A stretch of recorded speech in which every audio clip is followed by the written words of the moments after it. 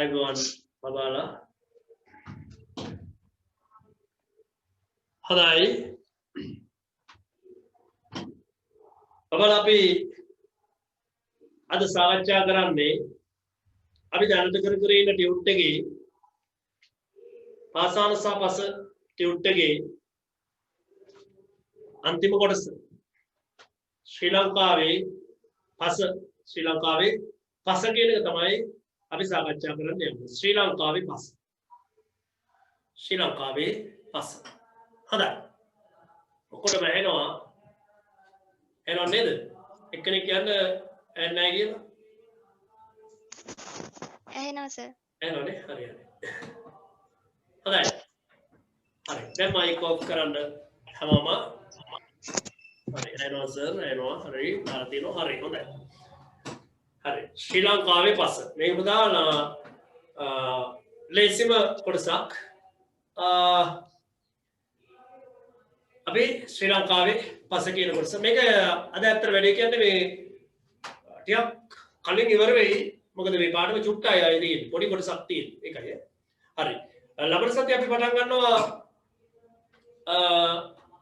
නවසිතියම් තාක්ෂණ tute එක ඒක නම් පුතේ අනිවාර්යෙන් ටියුට් එක ළඟ තියෙන්න ඕනේ මොකද ඒ වෙලාවෙම මම කල්පනා කරා ඒ වෙලාවේ නෝට් දිදී කරන්න ඒකේ පොඩි ස්පේස් තියලා තියෙන්නේ ඒ නිසා අපිට සටකාලා පන්තියේදී කරනවා වගේම මේකෙදිත් කරන්න පුළුවන් ඔන්ලයින් හරහා පන්තියේදී කරනවා වගේ කරන්න පුළුවන් ඒකේ ටිකක් මට වයිට් බෝඩ් එකේ වැඩ වැඩි ඒකේ ඒ නිසා ටියුට් එක ළඟ තියෙන්න ඕනේ ලබන සතිය වෙනකොට මේ සතියේත් ටියුට් ගන්න පුළුවන්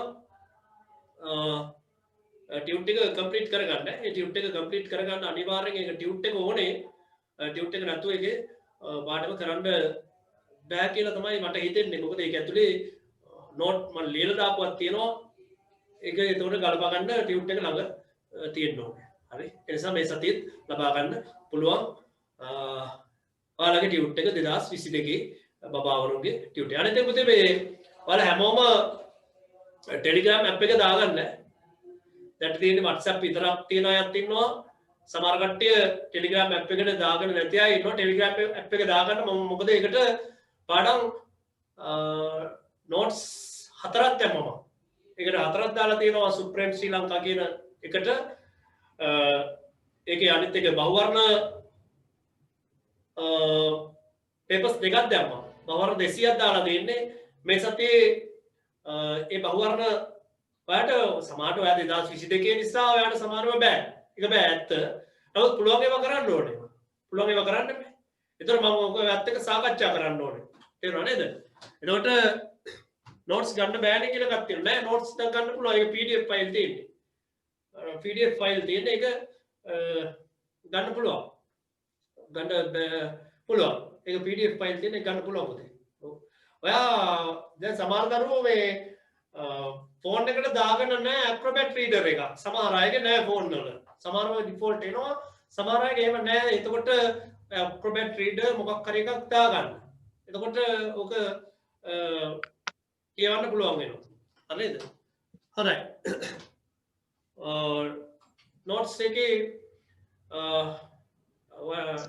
නෝට්ස් කියන්නේ මේ පාඩම් කීපයක ජනගහන තොරතුරු වැඩිහිටි ජනගහනය ඒ වගේ ඒවා දාලා තියෙනවා ඒක විභාගයට අදාළයි විභාගයට අදාළ තොරතුරු එකේ තියෙන්නේ ගොඩක් ඒ ටියුට්ස් අනිවාර්යෙන් අරගෙන කියවන්න ඒක තමයි කවද්ද සර් දැන් මේ කියලා අහලා තියෙන දැන් සතියක් දෙකක් තිස්සේ දාගෙන යනවා ඒතර අර අලුතින් ගෲප් එකට සෙට් වෙනකොට මුල් ටික පේනවද නැද්ද කියන එක මට ඒ කියන්නේ අයිඩියා එකක් නැහැ ඒ නිසා මම අයත් දවලුත් අය දාන්නවා ඒතකොට ගෲප් එකේ පල්ලෙහාට ඒවා සෙට් වෙනවනේ හරි බහුවර්ණ දෙකයි ඒ ටිකයි ඔක්කොම අයත් දාන්නම් මේ පාඩමෙන් පස්සේ දාන්නම් එතකොට බලන්න යන්න එපා හරි ඇඩ් පෙන්නන්නේ සර් ඇඩ් පෙන්නන්නේ කියන්නේ හරි ඇඩ් කරාද නැද්ද කියලා පෙන්නන්නේ නැහැ කියලා කියන්නේ එහෙම පෙන්නනවා ලින්ක් එකෙන් ඇඩ් වෙන්නකො මම ආපහු සරයක් ඔයාලට WhatsApp එකට ආයෙත් group set එකටම ඒකේ link එක දාන්නම් එතකොට ඒකට set වෙනවා අනිත් ඔය link එක ඔබන්න විතරයි තියෙන්නේ එතකොට ඒකට set වෙනවා සමහර දරුවන්ගේ ෆෝන් එකට මේක WhatsApp තියෙනකොට මේක දාන්න බෑ කියලා වගේ එකක් කිව්වා එහෙම එකක් නැහැ ඔගේ ෆොටෝ අරම ගොඩක් තියෙනවා වීඩියෝ තියෙනවා නම් ඒ වයින් කරලා දාගන්න. එතකොට ෆෝන් එකේ ඉඳ හැදෙනවා. එතකොට දාගන්න. පුළුවන් නේ? හරි. හරි. අද ඇත්තුනේ. ඒ කට්ටිය බය වෙන්න එපා. මම අපසරක් ඒ ටික දාන්න. රයිට්. අපි යමු අපේ පාඩමට දැන්. ශ්‍රී ලංකාවේ පස. මාතෘකාව ශ්‍රී ලංකාවේ පස.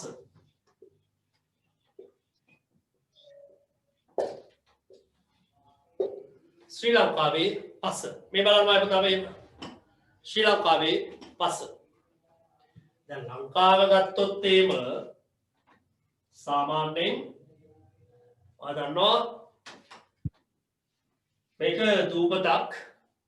මේකට අයිති දූපත් සමූහයක් තියෙනවා 11ක් විතර තව. එතකොට මේ දූපත් සමූහයේම පස කියන එක තියෙනවා. ශ්‍රී ලංකාවේ පසත් අපි ලෝකයේ පස වගේම කෘෂිකර්මයට විවිධ කටයුතු වලට පස අත්‍යවශ්‍ය සාධකයක්. ඒක නෙවෙයි කියන්න හදන්නේ. ශ්‍රී ලංකාවේ පස ගැන විවිධ පරිශන කරලා තියෙනවා. විවිධ කට්ටිය ශ්‍රී ලංකාවේ පස ගැන පරිශන කරලා තියෙනවා. දැන් එක්කෙනෙක් තමයි ඔය ඉස්සර පස ගැන ලංකාවේ පරිශන කරපු එක්කෙනෙක් හිටියා. එයාගේ නම ආචාර්ය ජෝකීම් කියලා. ආචාර්ය ජෝකීම්. මෙයා තමයි ලංකාවේ ඉස්සෙල්ලාම පස ගැන විද්‍යාත්මක පරිශන කරේ. වාගේ විභාගයේදී බහුවර්ණ ප්‍රශ්නයක් ඇහුවොත් එහෙම ශ්‍රී ලංකාවේ පස ගැන ඉස්සෙල්ලා විද්‍යාත්මක පරිශන කරලා පාංශු වර්ගීකරණය කරපු හාදයාගේ නම මොකක්ද කියලා අහුවොත් ඔයා කියන්නේ ආචාර්ය ජෝකීම් කියලා. මෙයා 1936 ලංකාවේ පස පිළිබඳ පරිශන කරා. වර්ගීකරණය කරා. මෙයා කෘෂි විද්‍යාඥයෙක්. මෙයා ලංකාවේ පාංශු වර්ගීකරණයක් කරා. එයාගේ පාංශු වර්ගීකරණයේදී ලංකාවේ තියෙන පස් වර්ග පුතා ප්‍රධාන හතකට බෙදුවේ. ප්‍රධාන පස් වර්ග හතකට බෙදුවා. ඒවට කියනවා මහා පාංශු ගණ කියලා. මහා පාංශු ගණ හතකට බෙදුවා මෙයා තමන්ගේ වර්ගීකරණයේදී. තේරුණාද? මහා පාංශු ගණ හතකට තමයි එයා පස් වර්ග ටික බෙදලා දැම්මේ. පස් වර්ග ටික බෙදලා දැම්ම පාංශු වර්ග හතකට ලංකාවේ. හැබැයි පස්සේ තේරෙන්න පටන් ගත්තා එයා වර්ග කරපු පස් වලට අමතරවත් ලංකාවේ වෙනත් පස් වර්ග තියෙනවා කියලා. ඒ නිසා ජෝකීම්ගේ වර්ගීකරණය දුර්වලයි. ඒ කියන්නේ ඒක එච්චරම ක්වොලිටි එකක් නෙවෙයි. හොඳටම හොඳ එකක් නෙවෙයි. එයාගේ වර්ගීකරණය ඉතාම හොඳ වර්ගීකරණයක් නොවන නිසා පස්සේ කාලෙදී කෘෂිකර්මයේ දියුණු වෙනකොට කෘෂිකර්මයට උචිත පස් වර්ග ගැන පරිශන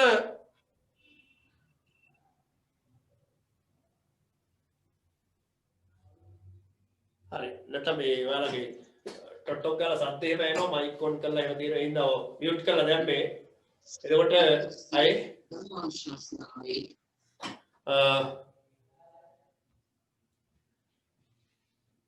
අරගෙන පැත්තේ සද්ද වැඩි පුතා ඒකයි වැඩි හරි එතකොට මේ පාංශු වර්ගීකරණ දුර්වල නිසා තව හොඳ වර්ගීකරණයක අවශ්‍යතාව තිබ්බා. මේක ඉතින් එච්චරම හොඳ නැති හින්දා හොඳ වර්ගීකරණයක් කරගන්න ඕනේ කියලා ලංකාවට හිතුණා. ඒ හිතුනේ කාටවත් නෙවෙයි. ඒ තමයි ලංකාවේ හිටපු පස පිළිබඳව කෘෂිකර්මයේ පිළිබඳව හසල දැනුමක් තිබිච්ච කෘෂි විද්‍යාඥයෙක් හිටියා. මහාචාර්ය C.R. පානබොක්කේ කියලා. C.R. පානබොක්කේ. මේ C.R. පානබොක්කේ කියන්නේ ලංකාවේ කෘෂිකර්මයේ පිළිබඳව බරපතල කෘෂි විද්‍යාඥයෙක්. කෘෂිකර්මයේ පිළිබඳව ඉතාම හොඳ දැනුමක් තිබිච්ච කෘෂි විද්‍යාඥයෙක් තමයි ආචාර්ය C.R. නැත්නම් මහාචාර්ය C.R. පානබොක්කේ. මහාචාර්ය C.R. පානබොක්කේ මේ ජෝකීම්ගේ වර්ගීකරණයක් අරගෙන ඒකෙන් ගන්න පුළුවන් හොඳ දේවල් අරගෙන එයා හොඳ වර්ගීකරණයක් කරන්න උත්සාහ කළා. ඒ අනුව එයා ලංකාවේ 1961 අවුරුද්දේ මේ ආචාර්ය පානබොක්කේ වර්ගීකරණයක් කරා ප්‍රධාන පස් වර්ග 12කට බෙදුවා. ලංකාවේ තියෙන පස් වර්ග කාණ්ඩ 12කට බෙදුවා. පස් වර්ග කාණ්ඩ 12කට බෙදලා පාංශු වර්ගීකරණය කරා.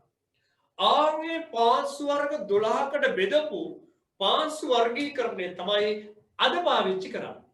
අද වැඩිපුරම ජනප්‍රියම කුෂිකාර්මික පාංශු වර්ගීකරණය නැත්නම් ලංකාවේ පාංශු වර්ගීකරණය තමයි මේ පානබොක්කේගේ වර්ගීකරණය. ඒකට ප්‍රසිද්ධිය කියන්නේත් අපි පානබොක්කේ වර්ගීකරණය කියලා. එයාට අපහසුයක් නෙවෙයි. එයාගේ නමින් නම් කරලා තියෙනවා පානබොක්කේ වර්ගීකරණය කියලා. ලංකාවේ පස් වර්ග එතකොට ප්‍රධාන කාණ්ඩ 12ක් යටතේ එයා මේක වෙන් කරලා තියෙනවා. මෙයාට අමතරව එයාත් එක්කම වැඩ කරපු එක්කෙනෙක් තමයි SR මුවමන් කියන කෙනෙක්. මුවමන් සහ පානබොක්කේ වර්ගීකරණය කියලා කියනවා. පානබොක්කේ වර්ගීකරණය කියලා කියනවා. ඒක ප්‍රශ්නයක් නෑ. ඔයා පාවිච්චි කරන්න CR පානබොක්කේ වර්ගීකරණය කියන එක. මෙයා තමයි ලංකාවේ ජනප්‍රියම කුෂි පාංශු වර්ගීකරණය කරේ. ඊට අමතරව ලංකාවේ කුෂිකර්ම දෙපාර්තමේන්තුව ඊට අමතරව අලවත්තාගොඩ ප්‍රේමදාස මේ වගේ කට්ටියත් වර්ගීකරණ කරලා තියෙනවා. නමුත් ජනප්‍රිය වර්ගීකරණය පානබොක්කේගේ වර්ගීකරණය. අපිට උසස් පෙළ ඔයාගේ උසස් පෙළ විෂය නිර්දේශය තියෙන්නේ පානබොක්කේගේ කෘෂිකාර්මික වර්ගීකරණය කියන එක. ඒ ගැන තමයි අපි කතා කරන්න හදන්නේ. තේරුණාද? හරි. අපි දැන් බලමු පානබොක්කේගේ වර්ගීකරණය කොහොමද තත්ත්වය කියලා. මේ බලන්න මම තමයි මම වඩ දීපු ටියුට් එකෙත් මේක තියෙනවා. එයා ලංකාවේ තියෙන පස් වර්ග මේ විදිහට තියෙන ප්‍රදේශ අනුව ඔබ කාණ්ඩ තුනකට වෙන් කරලා තියෙනවා. ප්‍රදේශ අනුව කාණ්ඩ තුනකට වෙන් කරලා. එකක් තමයි එයා ප්‍රධාන දැන් ඔයාගේ ටියුට් එකෙත් තියෙනවා ඒක වගුවක් දාලා මේ විදිහට තෙත් කලාපීය පස් වියලි කලාපීය පස් අනිත් එක වියලි සහ තෙත් දෙකෙහිම දකින්න තියෙන පස්. තෙත් කලාපයේ තියෙන පස් වියලි කලාපයේ විතරක් තියෙන පස් වියලි කලාපයේ තෙත් කලාපයේ දෙකේම තියෙන පස් කියලා වර්ග තුනකට බෙදෙනවා. එතන ඔයාගේ ලිස්ට් එකේ තෙත් කලාපයේ පස් තියෙනවා රතු දුඹුරු ලැටසෝල්ස් පස ඊට අමතරව රතු කහ පොට්සෝලික් පස ගොහරු සහ අර්ධ ගොහරු පස කියන. දැන් පුතා ඔයාගේ විස්තර විභාගයේදී ප්‍රශ්න අහනකොට අහන පස් වර්ගය ගැන ප්‍රධාන පස් වර්ගය තමයි ඔයාගෙන් අහන එක. ඕකේ එක සහ දෙක කියන පස් දෙක ගැන තමයි වැඩිපුර අපි අවධානය යොමු කරන්නේ. ඒ කියන්නේ රතු දුඹුරු පසයි නැත්නම් රතු දුඹුරු ලැටසෝල් පසයි රතු කහ පොට්සෝල් පසයි. එයාලා ගැන වෙනම කතා කරනවා. ඊළඟ වියලි කලාපයේ පස් වර්ග වලින් ප්‍රධාන එක්කෙනෙක් තමයි රතු දුඹුරු පස. ඊට අමතරව සාරීය නොවන ඊට පස්සේ රතු කහ ග්‍රැමසෝල් සාරීය ලවණ පස අපරිණත දුඹුරු ලෝම පස ඔය විදිහට ඒවා තියෙනවා. මේකෙනුත් මෙයා ගැන විතරයි අපි කතා කරන්නේ. එතකොට මෙතන දෙන්නයි මෙයයි. ඊට අමතරව වියලි සහ තෙත් කලාප දෙකේම තියෙන පස් වර්ග වලින් අපි කතා කරන්නේ මෙන්න මේ දියණු පස ගැන විතරයි. එතකොට විභාගයේදී ඔයා නෝට් පස්සේ කටපාඩම් කරගෙන හරි පුරුදු වෙන්න ඕන පස් වර්ග ටික තමයි මෙන්න මේ ටික. ඒ තමයි රතු දුඹුරු ලැටසෝලික් පස, රතු කහ පොට්සෝලික් පස, රතු දුඹුරු පස, දියණු පස. ප්‍රධාන ඔයා මතක තියාගන්න අරව ප්‍රධාන පස් වර්ග 12ම ප්‍රධාන පස් වර්ග. හැබැයි ඔයා විභාගයේදී පාඩම් කරගන්න ඕනේ මේ පස් වර්ග හතර විතරයි. මොනවද? රතු දුඹුරු ලැටසෝල්ස් පස, රතු කහ පොට්සෝල් පස, රතු දුඹුරු පස, දියණු පස. ඔය පස් වර්ග හතර තමයි අපි ප්‍රධාන වශයෙන් කතා කරන්නේ. මම පුතා කියන්නේ මොකද්ද ප්‍රධාන වශයෙන් අපි කතා කරන පස් වර්ග හතර? එකක් තමයි රතු දුඹුරු ලැටසෝල්ස් පස, අනිත් එක රතු කහ පොට්සෝල් පස, අනිත් එක රතු දුඹුරු පස, අනිත් එක දියණු පස. ඔය පස් වර්ග හතර තමයි අපි කතා කරන්නේ. ඒකයි මම කිව්වේ අද පාඩම කොටයි කියලා. පාඩම කොටයි කියුවට පැය දෙකක් විතර තියෙයි. බලමු. හරි. මේ බලන්න. ඉස්සෙල්ලාම අපි කතා කරමු පුතා රතු දුඹුරු ලැටසෝල්ස් පස. රතු දුඹුරු ලැටසෝල්ස් පස. ඕම් බලමු ඈ. මම ඔයාලට පන්තියේදී කියලා දෙනවා වගේ හිමීට කියලා දෙන්න. රතු දුඹුරු ලැටසෝල්ස් පස. රතු දුඹුරු ලැටසෝල්ස් පස රතු දුඹුරු ලැටසෝල්ස් පස මේ බලන්නකො පුතේ මේ පස් වර්ගය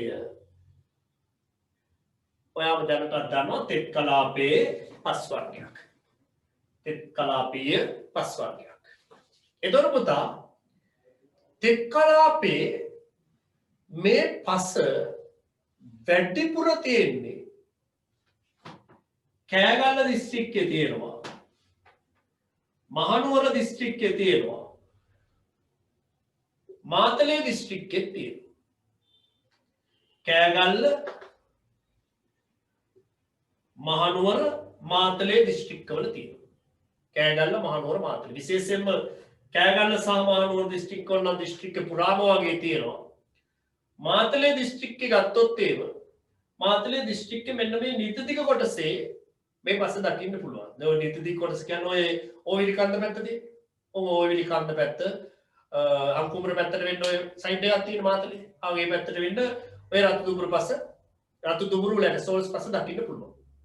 මේක මේ මෙහෙ විතරක් නෙවෙයි. අය පල්ලෙහාට යනකොට ගාල්ල මාතර කළුතර ඔය පැතිවල ඔය ගාල්ල මාතර කළුතර ප්‍රදේශවල ඒ වගුරු බිම් තියෙන්නේ. එහෙම නැත්නම් ගංගාවල දෙපැත්තේ ඔය පිටාර ගලන තැන් තියෙන්නේ. ආවේ තැන් වල එහෙමත් ඔය බස තියෙනවා. මේක සරු පසක්. මේ තිබ්බත් මේක හොඳ සරු පසක්.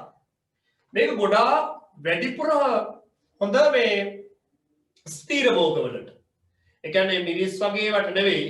මිරිස් වගේ කියන්නේ මාස 3න් 4න් ගලවලා ආයේ එහෙම එනවනේ. ඒව නෙවෙයි. ටිකක් ස්ථීර භෝග. විශේෂයෙන්ම ඔය සාධික්ක වගේ අවුරුදු ගාණක් තියෙනවා. ඊට අමතරව ඔය කොකෝවා සාධික්කා කොකෝවා ඊට අමතරව ගහ ගොඩක් කල් තිබුණ නැති උනාට ගස් පඳුරක් විදිහට ගොඩක් කල් තියෙන එකක් තමයි ඒ නිසා කෙසෙල් වගාවට එන මේක හොඳ පසක් කොකෝවා කෙසෙල් සාධික්කා එහෙම හොඳ පසක් මේක මේ පැත්තේ නම් ඕක වැඩිපුර යොදාගන්නේ කුරුදු වගාවට කුරුදු මේක ඒසා හොඳ සරු පසක් අන්තර්ගතයේ මේ පස් තට්ටුව ගත්තාම මේ පස් තට්ටුවේ මේ අතට අය ජලය මෙහෙට හොඳට ජලය ගමන් කරනවා. ඒ කියන්නේ පස්ස ඇතුලේ උඩට පහළට හරහට විවිධ පැතිවලට ජලය හෙට මෙහෙට හොඳට ගමන් කරනවා. ඒ කියන්නේ පස්ස හොඳ ජල වහනයක් තියෙනවා. ඔකට කියන්නේ පුතේ පාංශු ජල වහනේ මනා ජල වහනයක් තියෙනවා. මනා පාංශු ජල වහනයක් කියන්නේ ඕකට. හොඳට හෙට මෙහෙට පස්ස ගමන් කරනවා. මේ කියන්නේ මේ ජලය ඇතුලේ ගමන් කරනවා. ඒක සහ හොඳ පසක් මේක. ඒ වගේම තමයි මේ පස්ස ගත්තාම ඔය මැග්නීසියම් පොටෑසියම් කැල්සියම් ෆොස්ෆරස් මේවා නිකම් අඩුත් නැහැ වැඩිත් නැහැ නිකම් මධ්‍යම මට්ටමක මධ්‍යම ප්‍රමාණයෙන් තියෙනවා. හරි මධ්‍යම ප්‍රමාණයේ ඔය කැල්සියම් මැග්නීසියම් පොටෑසියම් මේවා මධ්‍යම මට්ටමක තියෙනවා. ඒ වගේම තමයි මේ පස්සේ මේ මොනවද කියන්නේ දිරාගේපු සාකහ සත්ව කොටස් කියන්නේ කාබනික ද්‍රව්‍ය කියන්නේ. හොඳයි කාබනික ද්‍රව්‍ය හොඳට තියෙනවා මේවා. මොකද අර ගස්වල කොළ වැටිලා සත්තුගේ කොටස් දිරාපත් වෙලා පස සරුවට හොඳට හැදිලා තියෙනවා. ඒ නිසා මේක සරු පසක් වෙන්න ඒකත් බලපාලා තියෙනවා. එතකොට තියෙන ප්‍රදේශ ගැන කිව්වා කෑගල්ල මහනුවර දිස්ත්‍රික්කවලයි ඊට පස්සේ මාතලේ දිස්ත්‍රික්කවල ඔය මාතලේ දිස්ත්‍රික්කේ නිතිදික කොටස එහෙම දැක ගන්න පුළුවන්. ඊට අමතරව කළුතර ගාල්ල මාතර වගේ ප්‍රදේශවල ඔය වගුරු බිම් ආශ්‍රිතව තෙත් භූමි ප්‍රදේශවල දකින්න පුළුවන්. ඒ පැත්තේ කට්ටිය ඒක කුරුඳුව ගාවට ගන්නවා. අපි පැති වල කට්ටිය උකට කොකෝවා කෝපි වගේ ඒවා සාධික්ක වගේ ඒවා ඔය කෙසෙල් වගේ වගාවන්ට මේක පාවිච්චි කරනවා. මේක හොඳ වර්ගයේ පසක්. තියෙන ප්‍රදේශ ගැනත් කිව්වා, පසේ ලක්ෂණ ගැනත් කිව්වා. මේකේ වගා කරන දේවල් ගැනත් කිව්වා. ජල වහනය මනා කියලාත් කිව්වා. ඒ වගේම මේක නම බලන්න රතු දුඹුරු. ඒතකොට පාට හිතා ගන්න පුළුවන් රතු පාටට හුරු දුඹුරු පාටක් එහෙම තියෙන මේ පස. ඒ නිසා මේක හොඳ වර්ගයේ සරු පසක්. මේ රතු දුඹුරු ලැටසෝල්ස් පස ඔය තේවගාවටත් පාවිච්චි කරනවා. තේවගාවටත් ඒක හොඳයි. ස්ථිර භෝගයක් නේ. ඒක තේවගාවටත් ඔබ පාවිච්චි කරනවා. ඔය පස ගැන ඔය ටික තමයි මූලික වශයෙන් වාට දැනගන්න තියෙන්නේ. එතකොට පස ඔය විදිහට තමයි අපි අඳුරගන්නේ. තේරුණාද? ඒකේ නෝට් එක මම ඔයාලට ඉතාම පැහැදිලිව මේකේ රතු දුඹුරු ලැටසෝල්ස් පස ගැන දාලා තියෙනවා. මම මේක ඔයාලට දාලා තියෙන නිසා මේකේ භෝග වර්ග කොකෝවා කෙසෙල් සාධික්කා කරාබු අලිගැට පෙර දූරියන් මේ වගේ දේවල් දාලා තියෙන මහනුවර කෑගල මේක සම්පූර්ණ මම කියපු කතාව තමයි ඔතෙන්දී ඔය දාලා තියෙන්නේ. ඒක ලේසිනේ. ඒ නිසා ඒකේ නෝට් එක මම දීලා තියෙනවා. ඔක අර නෝට් එක ගැන කියනකොට මේ පොතකින් කොහෙවත් ගත්ත එකක් නෙවෙයි. මම ඔය ඔයාලට පන්තියේදී දිය යුතු නෝට් එක ටයිප් කරලා උතන දාලා තියෙනවා. හරිද? සමහර දරුවෝ මේ නෝට් එක වෙනම කොලයක ලියනවා. හොඳයි. එම හොඳයි. ඒතකොට මතක හිටිනවා වැඩි. මොකද මම ලියපු එක මතක හිටිනවට වඩා ඔයා අපහු මේකම කොප් එක හලා හරි කමක් නැහැ. මේක වෙනම පිටපත් ලියුම වගේ ලියන්න. ඒතර මතක හිටිනවා වැඩි. තේරුණානේ? නැත්නම් ඕකේ තිබ්බට එච්චර මතක හිටින්නේ නැහැ. අපි අර රතු පුල්ලියා ගාලා සුදු පුල්ලියා ගාලා විශේෂ කරලා එහෙම දාගන්නවා. ඒ වුණාට අර තමන්ම ලියපුවම තමයි ඒකේ ඔරිජිනල් කික් එක එන්නේ. නේ? හරිද? රයිට්. එහෙම කරන්නේ. හරි. ඊළඟ පස් වර්ගය තමයි පුතා අපි තෙත් කලාපයේ පසක්මයි ගන්නෙ. තෙත් කලාපයේ ඉස්සෙල්ලා එක්කනත් ප්‍රධාන පස් වර්ගයක්. දැන් ගන්න යන්නේ තෙත් කලාපයේ අනිත් එක්කනේ. රතු කහ පොට්සෝල් නැත්නම් රතු කහ පොට්සෝලික්. පොට්සෝලික් ඒව ගැන හිතන්න යන්න එපා. දෙකම එකයි. පොට්සෝල් කියන්නේ රුසියානු භාෂාවෙන්, පොට්සෝලික් කියන්නේ ඉංග්‍රීසි භාෂාවෙන්. එච්චරයි. පොට්සෝල් කියන වචනේ ආවේ රුසියානු භාෂාවෙන්, ඉංග්‍රීසි භාෂාවෙන් කිව්වේ පොට්සෝලික් කියලා. කිසි ප්‍රශ්නයක් නැහැ. එතකොට රතු කහ පොට්සෝල් එහෙම නැත්නම් රතු කහ පොට්සෝලික් පස ගත්තොත් පුතා එයා තමයි තෙත් කලාපේ වැඩිම ඉන්න පස. අරයත් ප්‍රධාන පස් වර්ගයක්. මෙයා තමයි හැබැයි වැඩිපුරම ඉන්නේ. තෙත් කලාපේ වැඩිපුරම අයියා වගේ ඉන්න පස තමයි රතු කහ පොට්සෝලික් පස. මේක මේ අපි ගත්තොත් එහෙම තෙත් කලාපේ පුරාම ඉන්නේ. තෙත් කලාපේ පුරාම මේ පස තියෙනවා. මාතලේ තියෙනවද? මාතලේ තෙත් කලාපේ කොටස තියෙනවා. මහනුවරත් තෙත් කලාප කොටසේ තියෙනවා. මොකද මාතලේ මහනුවරයි වියලි කලාපයට අයිති කෑලි දෙකකුත් තියෙනවා. දැන් ඔය මාතලේ එහෙම ගත්තොත් එහෙම නාවුලෙන් එහා වියලි කලාපයට අයිති. ඔය විල්ගමුව පැත්ත ලග්ගල එට්ටිපොළ ඔය සයිඩ් එක වියලි කලාපයට අයිති. දඹුල්ල ඒ සයිඩ් එක සීගිරිය ඒ වියලි කලාපයට අයිති. ඒ කෑල්ලේ නෑ. මෙහා පැත්තේ කෑල්ල තියෙනවා. ඒ කෑල්ලේ තියෙනවා. ඔය වියලි කන්න පැත්ත ඇට්ටිපොළ පැත්ත ඔය සයිඩ් එකට යනකොට ඔය පස තියෙනවා. ඒ තෙත් කලාපේ පැත්තනේ. පැත්ත තියෙනවා. ඊට පස්සේ රමුක්කර පැත්ත ගත්තොත් එimhe කෑගල්ල දිස්ත්‍රික්කේ ඔය පස තියෙනවා. ඊට පස්සේ මානෝර දිස්ත්‍රික්කේ ගම්පොළ දිහා නාවලපිටිය දිහා ගත්තොත් එimhe ඔය පස තියෙනවා. නූරිලි ගත්තොත් කොත්මලේ ඔය සයිඩ් එකේ ඔය පස තමයි ගිනි ගත්තේ ඔය සයිඩ් එකේ ඔය පස තියෙනවා. හරි.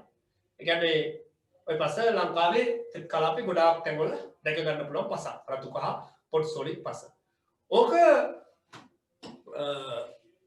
කබොක් මිශ්‍ර තව චුට්ටක් කියන්න මේ පස ගත්තොත් එහෙම මේ පස තර විදියම තමයි මනා ජල වාහනයක් තියෙනවා. මෙහෙට හැම පැත්තටම හොඳට ජලය ගමන් කරනවා. මනා ජල වාහනයක් තියෙනවා. අනිත් එක සරු පසක් මේක. මේක පට්ට සරුය. හොඳම ඔය පොල් වලට එහෙම අම්මා පොල් වලට සුපිරි. ඊට පස්සේ ගත්තොත් එම් දූරියන් වලට. ඊට පස්සේ සාදික්කා වලට. ඊට පස්සේ කොස් වලට, දෙල් වලට, ඔය ලොකු ගස් වලට ආයේ මාරයි. මේක මරු පසක්. තේවගාවට හොඳයි. මේක හොඳ වර්ගයේ පසක්. හොඳට සරු බුලත් වගාවට බුලත් කියන්නේ ස්ථීර භෝගයක්. මේක බුලත් වගාවට එහෙමත් මරුවට ගැළපෙන පසක්. අන්නාසි වලට අප්පා. ඊට පස්සේ ඔය වෙනත් ඔය සාදික්කා, කරාඹු, කුරුඳු ඔය ඕන එකට මේක සුපිරියට මැච් කරනවා මේ පස. ඒක හොඳ පසක්. සරු පසක්. හරි සරු කියවම සරු පසක්. හරි. එතකොට මේ පසේ වර්ණය ගැන ඉතින් අයිඩියා එකක් ගන්න පුළුවන් නේ. රතු කහ මිශ්‍ර පාටක් තියෙනවා. ඒක ක්‍රීම් පාටක් වගේ වෙන්න ගතියක් තියෙනවා.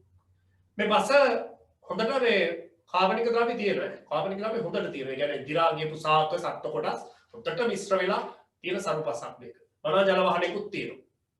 අනිත් එක තමයි පුතා මේ පස මේ කාණ්ඩ තුනක් තියෙනවා. කාණ්ඩ කියලා කිව්වේ මේ පස්සේ ස්වරූප තැන් වලදී වෙනස් ස්වරූප තියෙනවා. දැන් කැලණිය දිහා රතු කහ පොට්සෝල් තියෙනවා. ඒක වෙනස් චුට්ටක්.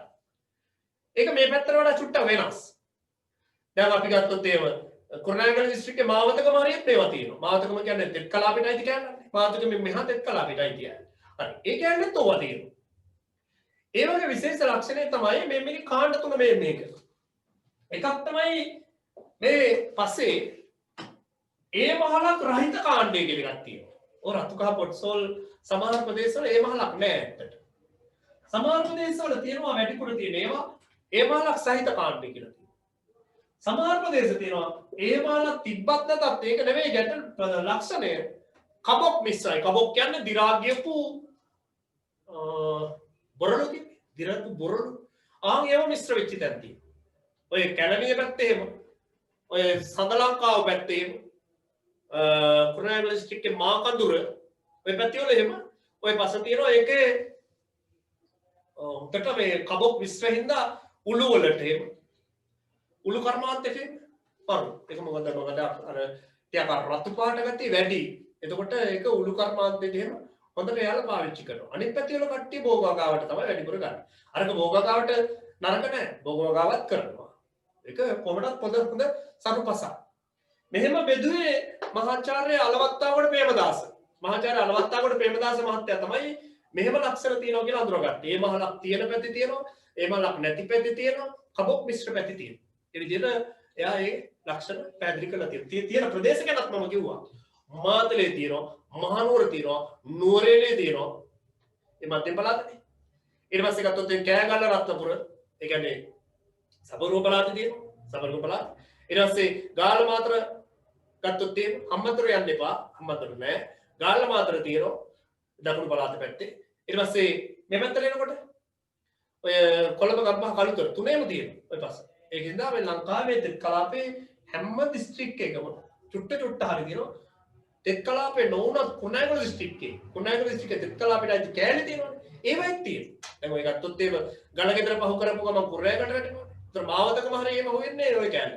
ඒතර ඒ හරියේ ඔය පස දැක ගන්න පුළුවන්කමක් තියෙනවා. ඒ නිසා ඔක සරු මරු පස. ඒක තමයි ඒකේ දාලා තියෙන විස්තරය. හරිද? මනා ජල වාහනයක් තියෙනවා. පාට ගැන කිව්වා. ඒකේ හැදෙන දේවල් ගැන කිව්වා. ඔය ලක්ෂණ ටික රට මතක තියාගන්න පුළුවන්. හරි? රයිට්. ඊළඟ එක. ඊළඟ පස් වර්ගය. අපි වියලි කලාපයේ පසක් ගැන ගන්නේ. වියලි කලාපයේ පස් වර්ගවල අපිට කතා කරන්න තියෙන විස්තරාත්මකව කතා කරන්න තියෙන්නේ රතු දුඹුරු පස. රතු දුඹුරු පස. රතු දුඹුරු පස. අම්මා. රතු දුඹුරු පස මේ බලන්න මම පුතා. රතු දුඹුරු පස කියන්නේ මේක මම පොඩ්ඩක් මකලම දාන්න. ඔබ බලන්න. රතු දුඹුරු පස. රතු දුඹුරු පස කියන්නේ මේ අට කෑල්ල පෙරුම් නැතුණාට ප්‍රශ්නයක් නැහැ. රතු දුඹුරු පස කියන්නේ ලංකාවේ වියලි කලාපයේ පසක්. වියලි කලාපයේ වැඩිපුරම තියෙන වියලි කලාපයේ ප්‍රධානම පස තමයි රතු දුඹුරු පස. වියලි කලාපයේ ඔබ ප්‍රධාන පස් වර්ගය. අපි කියනවා මේක මේ තෙත් කලාපෙට මේ මම මේක කරේ මේක අයින් කරමු. මේක නෑ. මේ වියලි කලාපයේ ප්‍රධානම පස් වර්ගය. වියලි කලාපයේ ගත්තොත් ප්‍රධාන පස් වර්ගයේ වියලි කලාපයේ භූමියෙන් 90ක් තියෙන්නේ රතු දුඹුරු පස. ඒ කියන්නේ වියලි කලාපයේ භූමිය අයියාගේ ඉන්න පස තමයි ඔය රතු දුඹුරු පස. වියලි කලාපයේ වැඩිපුරම තියෙන්නේ මේ රතු දුඹුරු පස. දැන් වියලි කලාපේ ගත්තොත් එහෙම වැඩිපුරම අනුරාධපුරය, වවුනියාව, පොළොන්නරුව, ත්‍රිකුණාමලය, මඩකලපුව, අම්පාර, හම්බන්තොට, මොනරාගල ඔය වගේ දිස්ත්‍රික් වල වැඩිපුර තියෙනවා. කුරුණෑගල මේ දිස්ත්‍රික් වල තමයි මේ පස වැඩිපුරම පැතිරිලා තියෙන්නේ. මේ පස ලංකාවේ වියලි කලාපේ වැඩියෙන්ම තියෙන පස කියලා කිව්වා. දිස්ත්‍රික් කීපයකට මම ඔය කිව්වා. මේ පස ගත්තොත් පුතා මේ වතුර වැටිච්ච ගමන් මඩ වෙනවා. මඩ වෙන්නේ අර සෙලෙප්පු එහෙම දාලා ඇවිදිනකොට සපත්තු දාගෙන ඇවිදිනකොට පස් තට්ටු වගේ ගැලවිලා යන්නේ නිකන් ඇලෙන් ඕක ඇති වෙනවා. එසා ඕක ඇලෙන පසක්. ඇලෙනවා ඒක වැඩිපුර. එහෙම ගතියක් තියෙනවා වතුර වැටිච්ච ගමන් ඇලෙනවා. ඒකට හේතුව තමයි මේකේ ඒ මහල. මේ ඒ මහල කියන එක මනා ජල වහනයක් නැහැ. ඒ කියන්නේ වැටෙන ජලය මතු පිට රැඳෙනවා. මතු පිට තියෙන දූවිලි තට්ටුව දිය වෙනකොට තමයි මැටි බවට පත් වෙන්නේ. එසා ජල වහනේ දුර්වලයි යා. ඒ මහලේ දුර්වලයි. හැබැයි ඒ මහල ගත්තොත් ඒ පාට ගැනත් කියන්නේ ඒ මහල රතු පාටයි. රතුයි දුඹුරුයි මිශ්‍ර වෙච්ච පාටක් තියෙනවා. ඒ තියෙන්නේ. මම හදාගන්නේ ටික. රතුත් නෙවෙයි මේක දුඹුරුත් නෙවෙයි. මේක තමයි රතු දුඹුරු කියන්නේ. කොහොමද? මම උදාහරණයකට ගන්නම් ආදිය. හරි. එතකොට මේ පාටට හුරුයි. මෙරුන් කලර් කියන්නේ නිකන්. ඒකට කිට්ටුවක් තා තියෙනවා. එතකොට රතු දුඹුරු. මේක රතු පාට දුඹුරු පාටක් තියෙන තද පාටක්. ඒක ගතියක් තියෙන්නේ. ඒ වගේ තමයි පුතේ මේකේ මේ ජල වාහනේ දුර්වලයි කියවනේ මේ මහලේ ජල වාහනේ දුර්වලයි. අන්න B සුපිරි. මේකේ වතුර ටිකක් හරි පහළට යන ඒවා මේට හැම පැත්තටම හොඳට මිශ්‍ර වෙනවා. ඒ කියන්නේ B මහල මනා ජල වාහනයක් තියෙනවා. ඒ මහල ගත්තොත් එහෙම අඟල් 12ක් අඟල් 25ක් විතර ඝනකමක් තියෙනවා. අඟල් කතා කිව්වොත් එහෙම තේරෙන්නේ නැත්තම් සෙන්ටිමීටර් 30ක් सेंटीमीटर गत्तොත්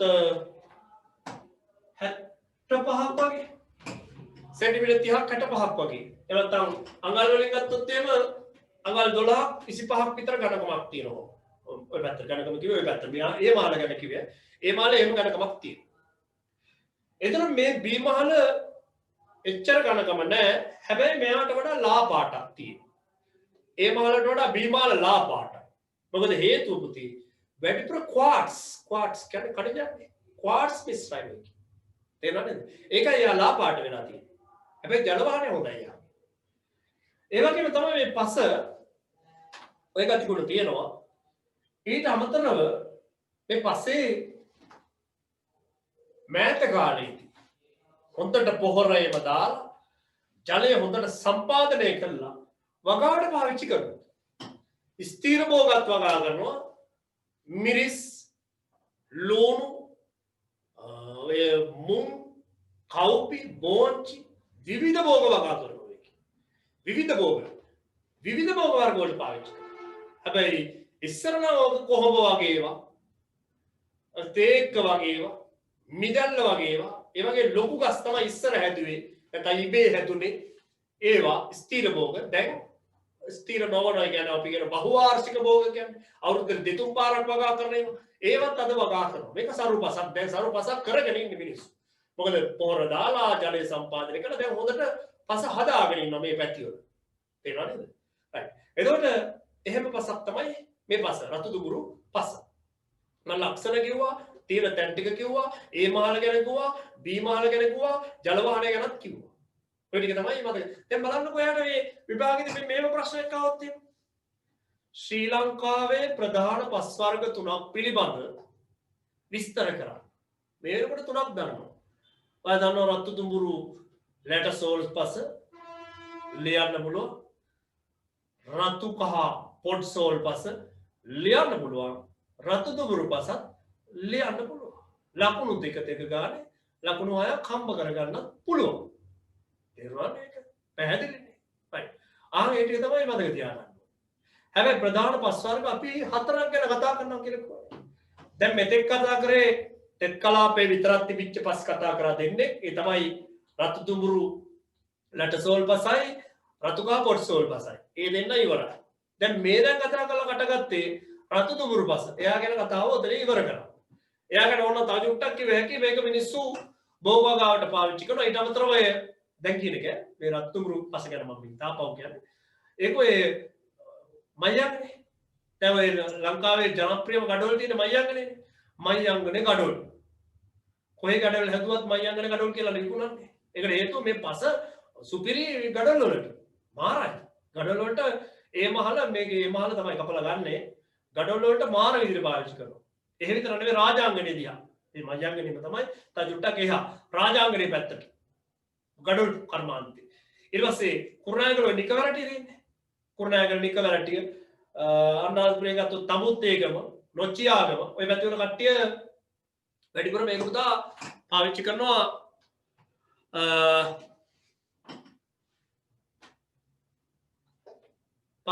මේ මැටි බහන්න කියලා කිව්වේ ඇත්තටම ගත්තොත් මේ පැති වල වළං නිෂ්පාදනයේට පාවිච්චි කරන මේක මොකද රට රතු ගතියක් තියෙනවනේ. ඒ නිසා ඒ වළං වල හදන්නත් මේක හොඳ පසක්.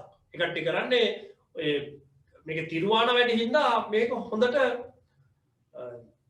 කුඩු කරලා මේක පෙනේර වලින් සුද්ධ කරලා බලන් හදන්න පාවිච්චි කරනවා. මේක වරු පසක් ඒ වගේ විවිධ ප්‍රයෝජන තියෙනවා මිනිස්සුන්ට.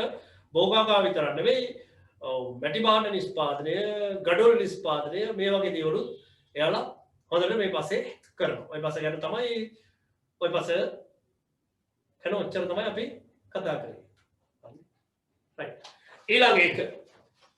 ඊළඟ පස් වර්ගය අන්තිමේ දියලු පස. දියලු ලු ලු දියලු පස. දියලු පස. ඕ පේන්නේ වාට පේන්නේ දියලු පස. දියලු පස. හරි දියලු පස ගැන තමයි කතා කරන්නේ. මේ බලන්න පුතා. දියලු පස. මේ බලන්න. මේ යම් බබෙක් ඇහුවා මේ සර් අනෙක් පස් වර්ග ගැන බහුවර්ණ මස් වලට එහෙම එන්නේ නැද්ද කියලා. අපේ අම්මේ නෝ. ඒන සර් ඒව ගැන වැඩි කතා කරේ නැද්ද? රචනා ප්‍රශ්න වලට එන ටික ඔය ටික අපි කතා කරනවා. අනෙක් ප්‍රශ්න ගැන කතා කරනවා. ඒක කොහොමද කතා කරන්නේ? අනෙක් ප්‍රශ්න ගැන බහුවර්ණ වලට ගැලපෙන ස්වරූපෙට කතා කරනවා. ඒක එතකොට සර් කවද්ද ඒක අද කරන්නේ. ඒකත් අදම තමයි. හරි. අනිත් පස් වර්ග ගැන ඔයාලට බහුවර්ණ ස්වරූපෙට කතා කරනවා දැන්. අනේ මේක ඉවර කරපු ගමන් ඒක කතා කරනවා. හරි. රයිට්. ඒ නිසා කෙටුවල දැන් උදාහරණයක් විදිහට මෙහෙම අහන වෙලාවකට ශ්‍රී ලංකාවේ වෙරළාශ්‍රිතව වැඩි වශයෙන් දක්නට ලැබෙන පොල් වගාවට උචිත පස. දැන් දන්නේ නේද? ඒක රෙගොසෝල්ස් කියන්න නම් මේක අපි කතා කරන්න. ඒ ගැන කතා කරමු වෙනම. මෙන්න කතාව. දියලු පස. මේ බලනවා එහෙම තමයි. ලංකාවේ ප්‍රධාන ගඟවල් තියෙනවා පුතේ 103ක්. කීයද? 103ක්. අතු ගඟවල්, ඇලවල්, මිනිස්සු හදපු ඇලවල් ඒවත් තියෙනවා. වාරි මාර්ග පද්ධතිත් තියෙනවා. ඒ කියන්නේ ලංකාව හරියට දමනි සහ සිරා ගොඩක් වගේ. ඒ විවිධ පැතිවල ජල මාර්ග තියෙනවා. අපේ ඇගේ දමනි සිරා විවිධ පැතිවලට තියෙනවා වගේ මේ ලංකාවේ නහර වැලක් වගේ නහර පද්ධතියක් වගේ ජල මාර්ග තියෙනවා. ඉතින් කියන්න එපා. මේ ජල මාර්ගවල ඇතුලේ රොන් මඩ තියෙනවා. තියෙනවා ඉතින්. ඒතර වැස්ස වැඩි වෙනකොට ජල ප්‍රමාණය වැඩි වෙනකොට මේ රොන් මඩත් එක්ක ඒකේ වැලි මැටි රොන් මඩ තුනම එළියට ගන්නවා. වැලි මැටි රොන් මඩ මොනවද? වැලි මැටි රොන් මඩ. ඔය තුන මිශ්‍ර වෙනවා. පිටට ගලලා තැම්පත් වෙනවා. ඒ පිටට ගලලා තැම්පත් වෙන ආවේ නැහැ වචනේ. පිටට ගලලා තැම්පත් වෙන තැන් වලට කියන පිටාර තැනි කියලා. මොනවද? පිටාර තැනි. පැණි නෙවෙයි තැනි. මේ දවස්වල යන්නේ පැණි සීන් එකක් නේ. තැනි. පිටාර තැනි. පිටාර තැනිදී. මේ පිටාර තැනි වල මෙන්න මේ වැලි මැටි රොන් මඩ මිශ්‍ර වෙච්ච පස තමයි දියලු පස. මොනවද තියෙන්නේ ප්‍රධාන වශයෙන්? වැලි මැටි රොන් මඩ. වැඩිම තියෙන්නේ පුතා මැටි රොන් මඩයි. තේරුණානේ? ඕක තමයි මිශ්‍ර වෙලා හොඳට තියෙන්නේ. මේක දියලු පස. එතකොට ලංකාවේ ගංගවල්, ඇලවල්, දොළවල් තියෙන්නේ දෙත් කලාපෙද? වියලි කලාපෙද? දෙකේමද? ඕම් කිව්වා. දෙකේම තියෙනවා. එහෙනම් මේ දියලු පස පිටාර තැනිවල තියෙනවා කියන්නේ තෙත් කලාපයේ පිටාර තැනිවලක් තියෙනවා වියලි කලාපෙත් තියෙනවා. ඒ නිසායි අපි කියන්නේ මෙයා තෙත් කලාපයේ සහ වියලි කලාපයේ දෙකෙහිම දැකිය හැකි පසක්. නැත්නම් වියලි සහ තෙත් කලාප දෙකේම දැකිය හැකි පසක් දියලු පස. පැහැදිලිද? තියෙනවනේ. ඒ කියන්නේ ලංකාවේ ව්‍යාප්තිය අතින් ගත්තොත් වැඩිපුරම ව්‍යාප්ත වෙලා තියෙන්නේ මෙන්න මෙයා තමයි. හැම ප්‍රදේශයකම තියෙනවා. පිටාර තැනි ආශ්‍රිතව තියෙනවා. දැන් මෙයා ගැන ගතිගුණ කියමුකෝ. මෙයාගේ ගතිගුණ ගත්තොත් පුතා මේ බලන්න. මේ පස උඩට වතුර වැටිච්චම හොර ගෙඩියා වගේ පස් තට්ටු උඩ වතුර තට්ටුවක් හැදෙනවා. පල්ලෙහාට යන්නේ නැහැ කියන්නකෝ. පල්ලෙහාට යන්නේ නැහැ වතුර. මෙහෙම උඩ රැඳිලා තියෙනවා ජලය. තට්ටු වගේ ජලය රැඳිලා තියෙනවා. පල්ලෙහාට යන්නෙම නැහැ. එමීට පස්සේ චුට්ට තමයි පල්ලෙහාට යන්නේ. එකවරම වතුරම තට්ටු වගේ රැඳිලා තියෙනවා. අපි ගොවියෝනේ පුතා.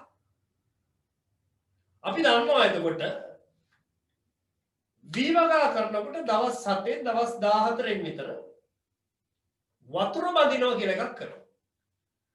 ඒ කියන්නේ අර නියර අයිනේ තියෙන වතුර බැහැලා යන ටැංක් කාණු තියෙන වක්කඩේ කියලා කියනවා. ඕක අපි අඟල් 4ක් විතර පස් කුට්ටියක් දාලා වහලා දානවා. හැම වක්කඩයක්ම වහනවා. එතන වතුර පිරෙනවා මේ ලියද්දි. ඔයා බලන්න වතුර පිරිච්චාම පැයක් දෙකක් සමහර ඒවා දවස් 3ක් විතර ඔහොම වතුර තට්ටු ඔහොම තියෙනවා. ලියද්ද පුරාම ඔහොම නැත්නම් කුඹුර පුරාම වතුර තට්ටු. මොකද පල්ලෙහාට යන්නේ. ඒ කියන්නේ සර් කුඹුර වල තියෙන දියලු පස්ද? ඔව් කුඹුර වල තියෙන දියලු පස් තමයි.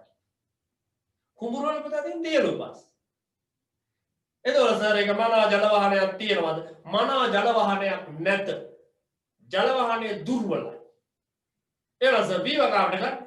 වීවගාවට ඕන කරන්නේ එහෙම පසක් තමයි. වීවගාවට කොච්චරවත් වතුර පල්ලෙහාට උරා ගන්න පසක් තිබ්බොත් එහෙම වීගස් හැදෙන්නේ නැහැ නේ ගොයන්ගස්.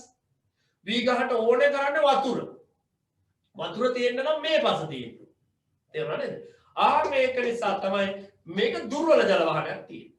ඒක තමයි වීවගාවට ඕනේ කරන්නේ. දුර්වල ජල වාහනයක් තියෙනවා. දුර්වල ජල වාහනය. ඒක නිසා ලංකාවේ වීවගාව කරනවානේ. ලංකාවේ වීවගාව අනෙක් පස්වලත් කරන්න පුළුවන්. අමාරුයි හැබැයි.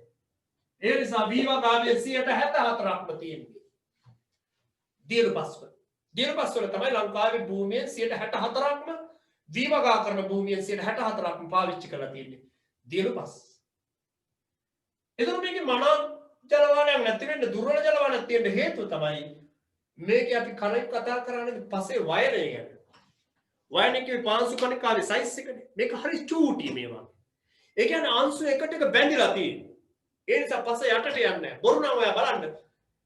ගෙදර තියෙන පාන් පිටි ටිකක් අරගෙන වතුර දාලා බලන්න. පල්ලෙහාට යනවද කියලා. යන්නේ නැහැ. අනන්න ඕනේ අනපහතව යටට යන්නේ නැහැ. ඒත් යන්නේ. ඒ කියන්නේ පාන් පිටි ගොඩක් වගේ මේ පස්. ඒ කියන්නේ අංශු වැඩි. පිටි කියන්නේ පිටි වගේ හරියට. ඒකයි දුර්වල ජල වාහනයක් තියෙන්නේ. බොරන බලන්න පාන් පිටි ටිකට වතුර ටිකක් දාලා බලන්න. අම්මගේ ගුටි කන්න නම් එපා. හරි. පාන් පිටි වල වතුර ටිකක් දාලා බලන්න. මනා දුර්වල ජල වාහනයක් නෙවෙයි දුර්වල ජල වාහනයක් තියෙන්නේ. තේරෙනවද? ඒ වගේ තමයි මේ පස. ඔය ටික තමයි දියලු පස ගැන කියන්න තියෙන්නේ. ප්‍රදේශ එතකොට ඔය අහන ප්‍රදේශ. ඉතින් මං කිව්වේ ලංකා පුරාම තියෙනවා කියනවා. තෙත් කලාපේ, වියලි කලාපේ, ගංගා ඇලදොල පිටාර ගලන හැම තැනකම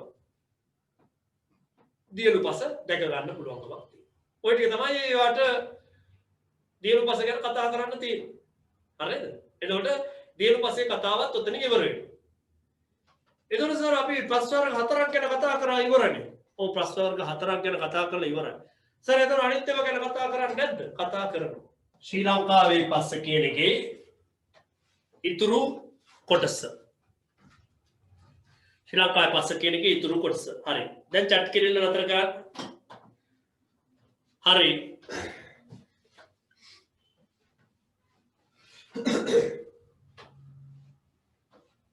ශ්‍රී ලංකාවේ පස කියන එක. දැන් මේ බලන්න පුතා. අපි ඊළඟ පස් වර්ග ගැන අපි චුට්ට කතා කරමු. වියලි කලාපයේ පස් වලින් ආ ඉතුරු වෙලා තියෙන ගොහරු සහ අර්ධ ගොහරු පසනේ. ගොහරු සහ අර්ධ ගොහරු පස. ගොහරු සහ අර්ධ ගොහරු පස. මම පුතා ටියුට් එකේ මේ මාතෘකාවේ වරහන් ඇතුලේ දාගන්නකො මේ වචනේ. මාතෘකාවට ගොහරු සහ අර්ධ ගොහරු පස. දැන් ටියුට් එක ගන්න. හරි. ගොහරු සහ අර්ධ ගොහරු පස. ඒක වරහන් ඇතුලේ දාගන්න හැල සහ අඩ හැල පස. හැල සහ අඩ හැල පස කියන්නේ තෝකට තමයි. හැල සහ අඩ හැල පස. හරි. හැල සහ අඩ හැල පස.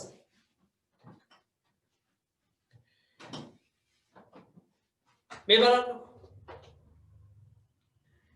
මේක ඔය වගුරු බිම් ආශ්‍රිතව තියෙන වගුරු බිම්. දැන් ඔය ඕඩන් තැන්න තියෙනවනේ ඔය ගංගවල් පටන් ගන්න උල්පත් පටන් ගන්න පොඩි පොඩි වගුරු තැන්. ඕම ඔය තැන තියෙනවා. ඒ තියෙන්නේ මඩ සහිත පසක්. එක්ක සම්පූර්ණ මඩ වෙලා එහෙම නැත්නම් සාමාන්‍ය මැටි වගේ බවට පත් වෙනවා.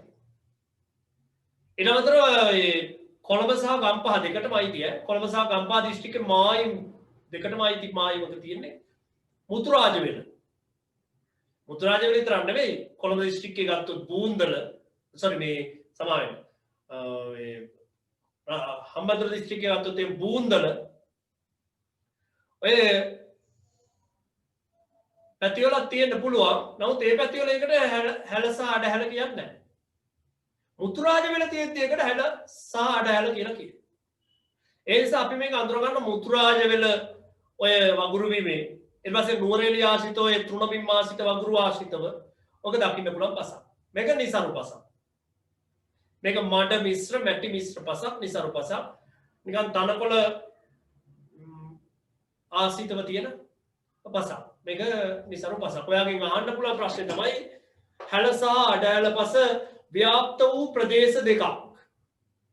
එකක් නුවරඑළිය දිස්ත්‍රික්ක ආශ්‍රිත තෘණ බිම් වල තව එකක් කොළඹ දිස්ත්‍රික්කයේ ආශ්‍රිතව මුතුරාජ වෙල. මම කිව්වේ ඒකයි චුට්ටයි නේ කතා කරන්න තියෙන්නේ. බහුවර්ණ වලට අදාළ පොඩි කොටසක් විතරයි අපිට කතා කරන්න තියෙන්නේ. නැත්නම් මේ අහන්න පුළුවන් මෙහෙම. හැල සහ අඩ හැල පස නැත්නම් ගෝරු සහ අර්ධ ගෝරු පස ලංකාවේ එක වියලි කලාපීය පස දෙකක තෙත් කලාපීය පසකි තුන තෙත් සහ වියලි කලාපීය දෙකේම පසකි අනිත් එක ලංකාවේ අර්ධ සුස්ක ප්‍රදේශවල ඇති පසකි තව කෙනෙක් කියන්න පුළුවන් ශ්‍රී ලංකාවේ ඉහත කිසිවක් නොවේ. ඒතර ඔයා මතක තියාගන්න ඕනේ මේක හරියටම මතක තියාගන්න ඕනේ. මේක තෙත් කලාපීය පසක්. හරිද? right. ඊළඟ එක අපිට කතා නොකරපු එකක් තියෙන දුඹුරු පස කතා කරා චූර්ණමය නොවන දුඹුරු පස. එතන මේ චූර්ණමය නොවන දුඹුරු පස වියලි කලාපීය පසක් කියලා තියෙනවා. මේකේ නිසරු පසක්.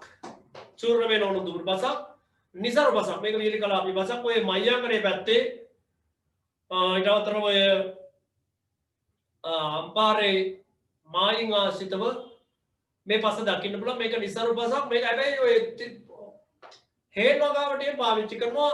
කොච්චර නිසරුද කියනවනේ එකපාරක් හේන් වගාවට පාවිච්චි කරාට පස්සේ අය අවුරුදු 25ක් විතර යනවා මේක සරු වෙනකම් බලන් ඉන්න. ඒ නිසා මේක නිසරු වර්ගයේ පසක්. එතකොට මේකත් වියලි කලාපීය පසක්. ඒක ලොකු විස්තර ඉතින් කතා කරන්න දෙයක් නැහැ. ඊළඟට දාලා තියෙනවා රතු කහ ලැටසෝල් පස. මේක ලංකාවේ පැරණි පස් වර්ගයක්. ලංකාවේ තියෙන පැරණිතම පස් වර්ගයක්. මේකේ විස්තරේ වලට දාලා තියෙනවා. මේක වෙරළාශ්‍රිතවත් දකින්න පුළුවන් වෙනවා. ඊට අමතරව වියලි කලාපයට පමණක් සීමා වෙනවා. බෝයිසවතා අණුව පස් වර්ග වෙන් කරලා දක්වන්න පුළුවන්. රසායනික අතින් මේක දුර්වලයි. ගොවියෝ ඉතින් මේක බොග් වගාට සුදුසු පරිදි සකස් කරගෙන තියෙනවා කියන එක විතරයි තියෙන්නේ. ඊළඟ ගැමසෝල් පස මේක සාමාන්‍යයෙන් ඔය යාපනයේ දිස්ත්‍රික්කයේ තුනුකායි වගේ ප්‍රදේශවල ඔය පරණ වැව් තිබ්බායේ පරණ වැව් පිට්ටනි වල මේවා දකින්න පුළුවන්කමක් තියෙනවා. දැන් ඔයාගෙන් ඇහුවොත් එහෙම යාපනයේ තුනුකායි වැනි ප්‍රදේශවල පැරණි වැව් ආශ්‍රිතව පැරණි වගුරු බිම් වේලිලා ඇති වෙච්ච පස් වර්ගය මොකක්ද කියලා ඔයා කියන්නේ ගැමසෝල් පස. එච්චරයි. ඊළඟට අපරිණත දුඹුරු ලෝම පස. මේක ලංකාවේ අලුත් පස් වර්ගයක්. යෞවන පස් වර්ගයක් විදිහට සැලකනවා. මේකත් වියලි කලාපයේ තියෙන පස් වර්ගයක්. මේක විශේෂයෙන්ම තෘණ වගාවට සුදුසුයි. ඒ නිසා කිරිපට්ටි පාලනයට පාවිච්චි කරන මහනුවර කෑගල්ල දිස්ත්‍රික්කවල චුට්ට වශයෙන් දකින්න පුළුවන්. කෑගල්ල දිස්ත්‍රික්කේ තෙත්නේ තෙත් කලාපයනේ. දැන් මහනුවර දිස්ත්‍රික්කේ තෙත් සහ වියලි දෙකම තියෙනවනේ. එතන කෑගල්ල දිස්ත්‍රික්කේ මේක ආඹු ලෙස දකින්න පුළුවන් වුණාට මේක සලකන්නේ අපි තෙත් කලාපීය පසක් කියලා. මේක වියලි කලාපීය පසක් විදිහට තමයි සලකන්නේ. ඊළඟට සාරිය සහ ලවණ පස. ඒකට ඉංග්‍රීසියෙන් කියන්නේ සොලනයිට් සහ සොලනෙට්ස් පස. ඔකට පාන බොක්කේ දාලා තිබ්බේ සොලනයිට් සහ සොලනෙට් පස කියලා. ඒකට සිංහලෙන් පස්සේ කාලෙකදී හදාගත්ත සාරිය හා ලවණ පස කියන එක. මේක ලංකාවේ සෝඩියම් වැඩි ප්‍රමාණයක් තියෙන පසක් විදිහට සලකනවා. මේක දුර්වල ඒ වගේම තනබිම් වලට විතරක් සුදුසු පසක්. ඊළඟට හියුමික් පස, රෙගොසෝස් පස. රෙගොසෝස් පස ගැන මම ඉස්සෙල්ලා කිව්වා. යාපනයේ නැගෙනහිර මඩකලක ඔය රාවුල් වගේ ප්‍රදේශවල දකින්න පුළුවන් වෙන පසක්. පොළොව ගාවට සුදුසු වෙන පසක්. ඊට පස්සේ ඔය ටික තමයි ඉතින් කියන්නේ. මේක මම අත්තරලා වගේ කිව්වේ. ඒකේ මහලොකුට පාඩම් කරන්න යන්න එපා. ඔය බහුවර්ණ ප්‍රශ්නයකට කැලලකට දෙකකට විතර අවශ්‍ය මට්ටමට විතරක් පාඩම් කරගන්න. අර පස් වර්ග අතර හොඳට පාඩම් කරගන්න ඕන. හරි. දැන් ඔයා ගන්න කොලයක් ගන්න. මොකක්ද ප්‍රශ්න ලියන පොත ගන්න. මොකක් හරි ගන්න ප්‍රශ්න ලියන එක. ප්‍රශ්න ලියන පොත හරි ගන්නකො. ඒක ගන්න. ප්‍රශ්න ලියන එක ගන්න. හොඳයි.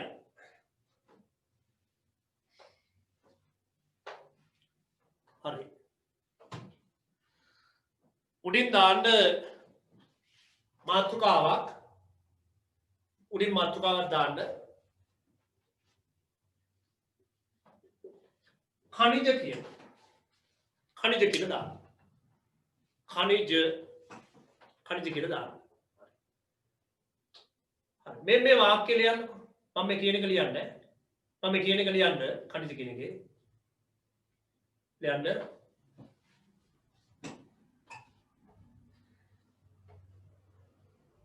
ස්වභාවිකව निर्माण्य स्वाभाविक निर्माण्य कमावदान नियत रासायनिक संयुतिक सहित नियत रासायनिक संयुतिक सहित नियत रासायनिक संयुतिक सहित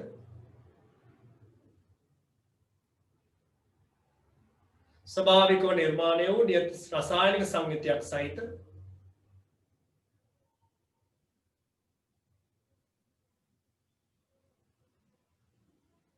द्रव्य स्वाभाविक निर्माण्य नियत रासायनिक संयुतिक सहित द्रव्य एवं दान अकार्बनिक द्रव्य के लिए द्रव्य के लिए खाली दान अकार्बनिक द्रव्य अकार्बनिक द्रव्य अब सर क्या ना स्वाभाविक निर्माण्य नियत रासायनिक संयुतिक सहित अकार्बनिक द्रव्य खनिज नंबे खनिज नंबे खनिज नंबे खनिज नंबे खनिज नंबे මෙහි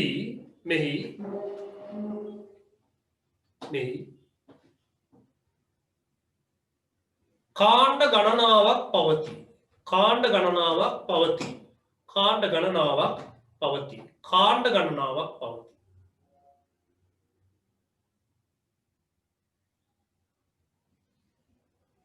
ලෝහ කමාවක් අලෝහ කමාවක් ඉන්ධනමය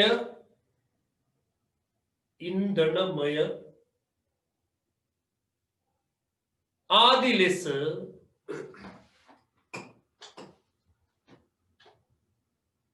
කාණ්ඩ හඳුනාගත හැකිය. කාණ්ඩ හඳුනාගත හැකිය. කාණ්ඩ හඳුනාගත හැකිය. කාණ්ඩ හඳුනාගත හැකිය. ඒ කණජ යටතේ ඔය නෝට් එක ලිව්වට පස්සේ කණජ ගැන වෙනම කතා කරනවා. දැන් මේ චුට්ට කතා කරේ පොඩි අඩුවක් වගේ තියෙන්න පුළුවන්. खनिज පාසාන දැන් අපි කියවනේ खनिज කතාවක් කියවන අපි මුලදී. ඒ කියන්නේ එකම වර්ගයේ හෝ විවිධ වර්ගයේ खनिज එකතු වෙලා හැදෙන ඝන ස්ෆටික පාසාන කියවනේ. ඒතකොට खनिज කියන වචනේ කිව්වට खनिज කියන්නේ මොකක්ද කිව්වේ නැහැනේ. ආංගික අඩුවක් පේන හින්දා ඒක තේරුම් ගන්න තමයි खनिज ගැන කිව්වේ. හරි. දැන් උතර අහගන්න खनिज කියන එක අර කටපාඩ මේ වාක්‍ය කිව්වට වැඩක් නැහැ. මේ බලන්න කණිජයක් කියන්නේ මේක. දැන් පුතා ගන්නකෝ ඇලුමිනියම්. දැකලා තියෙනව ඕන තරම්. ඕක මිනිස්සු හදපු එකක් නෙවෙයි. ඇලුමිනියම් පුතා හැදෙන්නේ ස්වභාවිකව. අය ඇලුමිනියම් වල තියෙන රසායනික සංයෝගය ඒක නියතයි. නියතයි ඒක වෙනස් වෙන්නේ නැහැ. ඇලුමිනියම් වුණා නම් ඒකට තියෙන රසායනික සංයෝගයක් තියෙනවා ඒකමයි. ඒක වෙනස් වෙන්නේ. අනිත් එක පුතා ඇලුමිනියම් වල අපි සාමාන්‍යයෙන් කියනවා සජීවී දේවල් නැහැ. ඒ කියන්නේ කාබනික දේවල් නැහැ. කාබනික දේවල් නැහැ. ඒ කියන්නේ ජීවීන්ගේ ද්‍රව්‍ය අන්තර්ගත නැහැ. ඒකයි මේ අකාබනිකයි කියන්නේ. එහෙනම් කණිජයක් වෙන්න නම් ස්වභාවිකව හැදෙන්න ඕනේ. නියත රසායනික සංයුතියක් තියෙන්න ඕනේ. ඊට අමතරව කාරණාව තමයි ඒක අකාබනික වෙන්න ඕනේ. එහෙම දෙයක් ලෝකෙ කොහේ හරි තියෙනවා නම් ඒව තමයි කණිජ. මොනවද කණිජ කියන්නේ එතකොට? ස්වභාවිකව නිර්මාණය වෙච්ච නියත රසායනික සංයුතියක් සහිත අකාබනික දේවල්. ඒව තමයි කණිජ. ඒව එකතු වෙලා තමයි පාසාන හැදෙන්නේ. ඒකේ ලෝහමයවත් තියෙනවා. ඔය ඇලුමිනියම් ගත්ත ලෝහයක්. එබැවින් අලෝහමය දේවල් තියෙනවා. දැන් ෆොස්ෆරස් ගත්ත අලෝහන. තේරෙනවද? ඊට පස්සේදී ඉන්ධන මේවත් තියෙනවා. දැන් ගිනි ගන්න ඒවා තියෙනවා. ඉන්ධන මේවා. දැන් තෝරියම් වගේ එකක් ගන්න. ඒක ඉන්ධන මේ කණිජය. එකයි කිව්වේ ඈ. තේරෙනවද? ඉන්ධන මේ නොවන කණිජක් තියෙනවා. එතන ඇලුමිනියම් වගේ ඉන්ධන මේ නොවන. ඒ දෙන අපිට විවිධ වර්ග කරන්න පුළුවන් කියලා තමයි කියන්නේ. තේරෙනවද? ඊට යටින් පොඩි මාතෘකාවක් අය ලියන්න. අයයන්ද खनिज वल भौतिक गुण भौतिक लक्षण කියන්නත් පුළුවන්. නමුත් අපි පාවිච්චි කරන වචනේ භෞතික ගුණ කියනවා. ඒ කියන්නේ ඒකේ දකින්න පුළුවන් ලක්ෂණ තමයි අත්ත. භෞතික ලක්ෂණ කියලා දැන් මම මේක ඇඩ්ලුවක් නැහැ. හරි. භෞතික ගුණ. භෞතික ගුණ කියන්නේ බැලූ බැලමට අඳුර ගන්න පුළුවන් ලක්ෂණ මොනවද කියලා. කණිජ වල. එක කියලා දාන්න. එක භෞතික ගුණ වලින් එකක්. ඒ තමයි පුතා. මේකේ කණිජ වල භෞතික ගුණයක් අඳුර ගන්න පුළුවන් ගුණයක් තමයි දීප්තිය.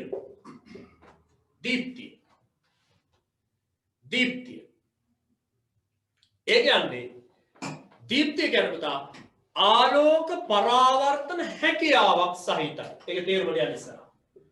ආලෝක පරාවර්තන හැකියාවක් සහිතයි. ආලෝක පරාවර්තන හැකියාවක් සහිතයි. දීප්තිය කියන එකේ තේරුම තමයි ආලෝක පරාවර්තන හැකියාවක් සහිතයි. හැම කණිජයක්ම එහෙමයි. මේ කණිජයෙන් කණිජයට වෙනස් වෙනවා. දීප්තිය අඩු වැඩි වෙනවා. දැන් ගන්න රත්තරන් වගේ එක කොහමද? අම්මා සුපිරිනේ. ආලෝකයේ පටගාල පරාවර්තනය වෙනවා. රිදී වගේ පටස්ගාල පරාවර්තනය වෙනවා. හැබැයි ෆොස්ෆරස් වගේ පරාවර්තනය අඩුයි, දීප්තිය අඩුයි. හැබැයි දීප්තියක් තියෙනවා අඩුයි. තේරුණාද? හරිද? right. ඒ කියන්නේ ආලෝක පරාවර්තන හැකියාවක් සැලයි. තව ලක්ෂණයක් තමයි ස්පටික රූපී බව. ස්පටික රූපී බව. ස්පටික රූපී කියන්නේ පුතා කැට ආකාරයෙන් සකස් වී ඇත. කැට ආකාරයෙන් සකස් වී ඇත. කැට ආකාරයෙන් සකස් වෙලා තියෙනවා. කැට ආකාරයෙන් සකස් වෙලා තියෙනවා. කැට ආකාරයට සකස් වෙලා තියෙනවා. කැට ආකාරයෙන්. කැට අපිට අල්ලන්න පුළුවන් මේක. කණිජයක් ගත්තොත් අල්ලන්න පුළුවන්. අහු වෙනවා. ඒකයි කැට ආකාරයට සකස් වෙලා තියෙනවා කියන්නේ. එතන මේකේ ස්පටික හැඩ ගොඩක් තියෙනවා. ඒ කියන්නේ අපි කියනවා පංචාශ්‍රය හැඩ තියෙනවා, සඩාශ්‍රය හැඩ තියෙනවා, කේතු හැඩ තියෙනවා, විවිධාකාර ස්පටික හැඩ තියෙනවා. නමුත් ඔයාගේ උසස් පෙළට ඒක පටලවා ගන්න යන්නේ. කැම්පස් එකේ දෙවෙනි අවුරුද්දේදී ඔයාට ජියොලොජි පාර්ට් එකේදී ඕක ඉගෙන ගන්න පුළුවන්. ජියෝග්‍රැෆි ඉගෙන ගත්තොත් කැම්පස් එකට ගිහින්.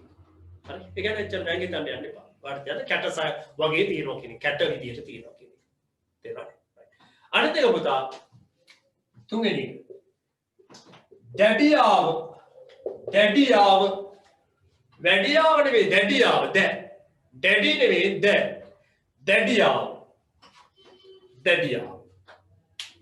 දැඩියාව කියන්නේ පුතා දෘಢ බව කියන එක.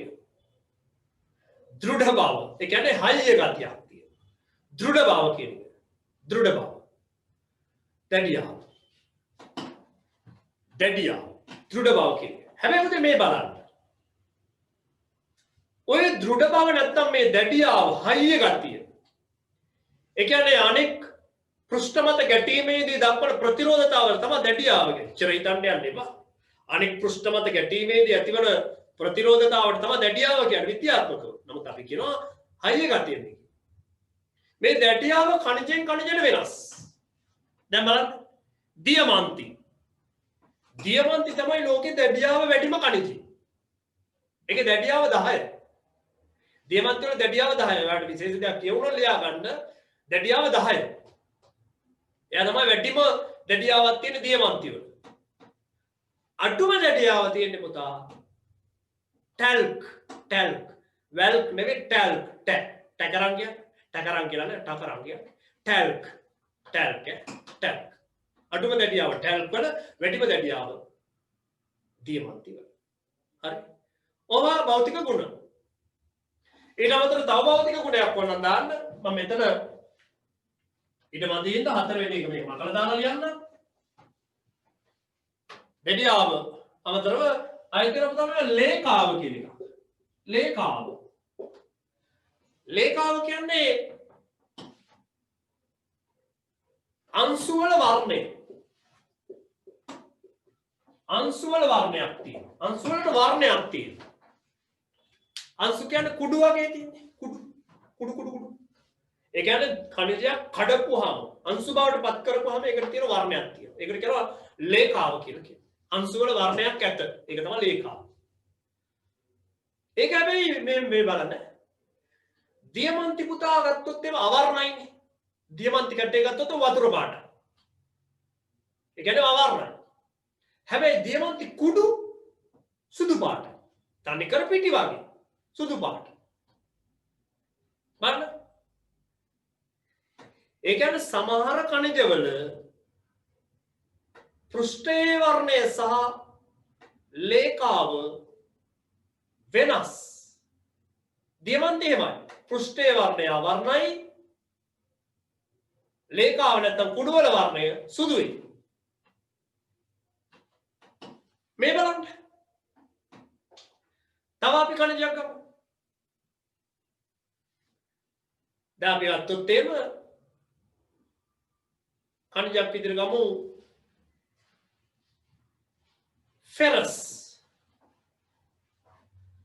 ෆෙරස් ගත්තොත් පුතා වර්ණය කළුයි. ලේකාවේ වර්ණයක් කළුයි. ඒ වෙනස් නෑ. ඒක එක සමානයි. ඔයා මතක තියාගන්න සමහරවල පෘෂ්ඨයේ වර්ණ ඛනිජවල පෘෂ්ඨයේ වර්ණය සහ ලේකාවේ වර්ණය සමානයි. සමහර වගේ ලේකාවේ වර්ණයයි පෘෂ්ඨයේ වර්ණයයි වෙනස්. මම උදාහරණ දෙකකුත් එක්ක දුන්නේ. ඔය ටිකත් මතක තියාගන්න. ඔය ඛනිජ ගැන ඔයාලට මේ කොටසේදී ඔය චුට්ටක් කතා කරේ. ඛනිජ ගැන අපි වෙනම කතා කරමු.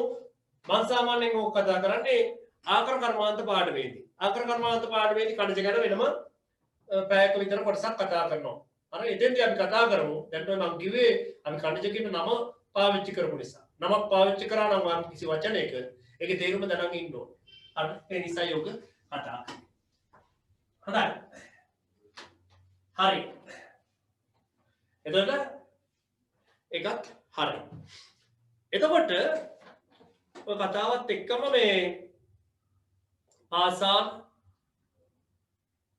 පස්ස ශ්‍රී ලංකාවේ පාසාන් ශ්‍රී ලංකාවේ පස්ස පොදුවේ ඛනිජ කියන කතාව උතනින්.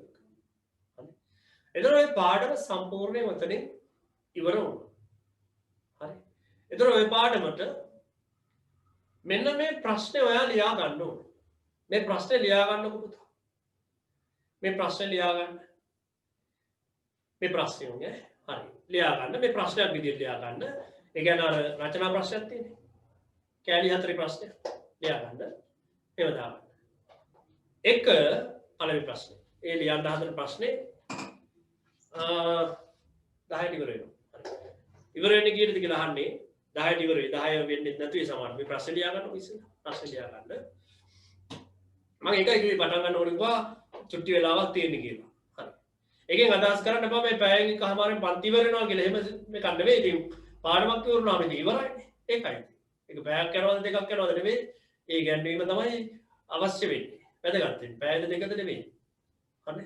ළමන සතිය අපි චුට්ටක් වැඩිපුර කතා කරමු. ඒකේ පැය ගණනක් අහුවෙන්න මේ මොකද්ද පාඩම නවසිතියම් තාක්ෂණය. ඒක සුපිරි පාඩමක්. මේකත් සුපිරි තමයි. ඒක ගොඩක් ලියන්න වැඩිපුර තියෙනවා. එතකොට පැය ගන්න වැඩි යන්න වෙනවා. අපිට පැය දෙකමාර වගේ 3 විතර වෙනකොට යන්න වෙනවා. පැය 3 විතර යන්නත් පුළුවන්. හරි. ඒක ප්‍රශ්නයක් නැහැ. හරි. පැය ගන්න ගැන ඔයා හිතන්නෙත් නැහැ මං හිතන්නෙත් නැහැ. පැය ගන්න නෙවෙයි වැදගත් වෙන්නේ. අවශ්‍ය වෙන කරුණු ටික ඉගෙනනවද නැද්ද කියන එක. ඉගෙන ගන්නවද නැද්ද කියන එක. හරි. පැය 3ක් කරමු ළමන සතිය කියලා තියෙන දරුවෙක්. හරි. ඒක ප්‍රශ්නයක් නැහැ. ඒක බලමු. හරි. ඒකේ මම ටාගට් කරාගෙන එනවා ගෙදරදී මේ ටික කරන්න ඕනේ කියලා. ඒකට යන්නේ පැය 3ද ඒක කරනවා. අමාරු පැය 2:45ක් වෙන්න පුළුවන් ප්‍රශ්නයක් නැහැ. හරි. අපි හරියට මේ කරමු. හරි මේ ප්‍රශ්නේ ලියා ගන්නවම තමයි. ලියන්න හදන ප්‍රශ්නේ පළවෙනි කෑල්ල. පාෂාණ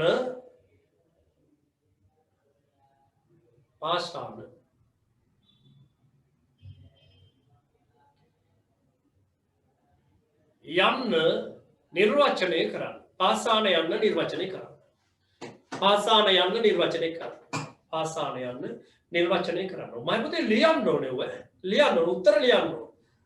උත්තර ලියන්න. නැත්නම් මේ දවස් දෙකෙන් මේ WhatsApp දාලා අහන්න එපා. සර් අරකට උත්තර දුන්නේ නැහැ නේද කියලා. ඒක මම නෙවෙයි උත්තර ලියන්න ඔයා. මොකද මම නෝට් එකක් දීලා තියෙනවා ඔක්කොම තියෙනවා අමුද්‍රව්‍ය යාළඟ තියෙනවා. ඔයා ලියන්නයි ඕනේ. ලකුණු දෙකයි උකට. ඔය කෑල්ල ලකුණු දෙකයි. ප්‍රශ්නේ. ඒ ප්‍රශ්නේ දෙවෙනි කෑල්ල. ප්‍රශ්නේ දෙවෙනි කෑල්ල දාගන්න.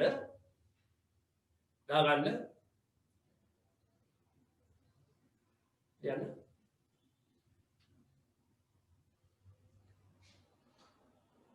පාසාන අතරින්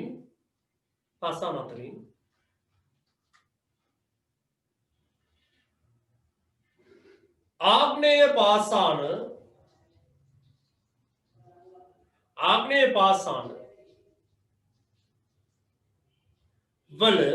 පාසාන වල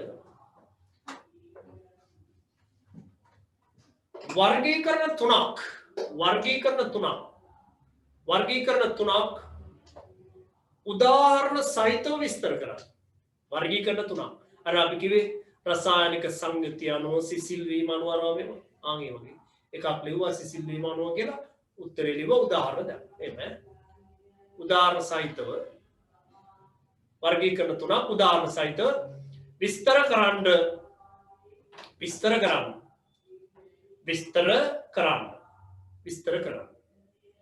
කරන්න. ලයිනු 6යි. ලයිනු කියන්නේ ලකුණු 6යි. තුන්වෙනි එක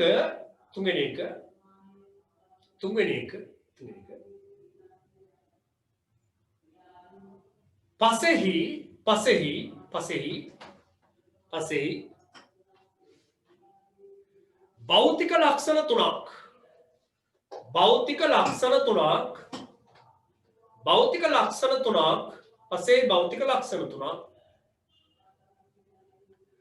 භෞතික ලක්ෂණ තුනක්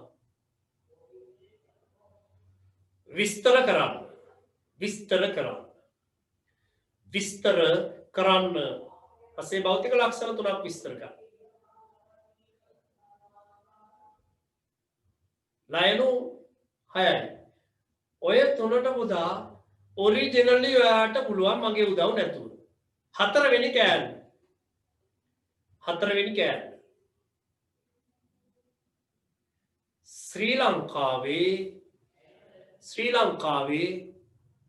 ශ්‍රී ලංකාවේ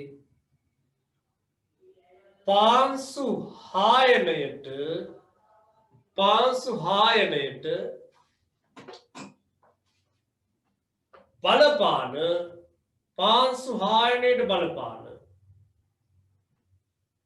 පාංශු හායනයට බලපාන මානව කටයුතු ඉස්සෙල්ලක ලකුණු 6 2 6 6 ආවිය මානව කටයුතු තුනක් විස්තර කරා පාංශු හායනයට බලපාන මානව කටයුතු තුනක් විස්තර කරා මානව කටයුතු තුනක් විස්තර කරන්න ඒකටත් ලයනු 6යි ලයනු 6යි ඔය හතරවෙනි ප්‍රශ්නේ දකිනකොට මම දන්නවා ඔයාගේ හිතේ තරහ ඇති වෙනවා විචිකිච්ඡාව කුතුහලය